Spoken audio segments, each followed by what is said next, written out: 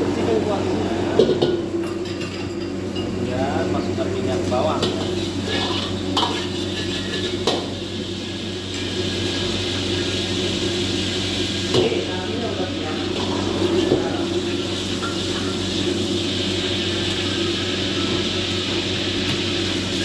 Ini pakai air putih.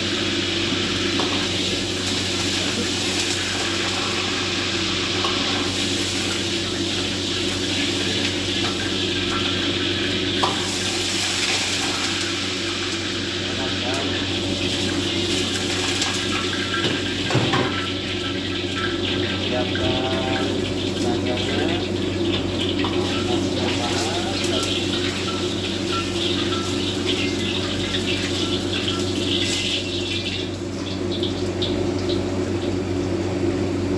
Ya, tinggal masukkan.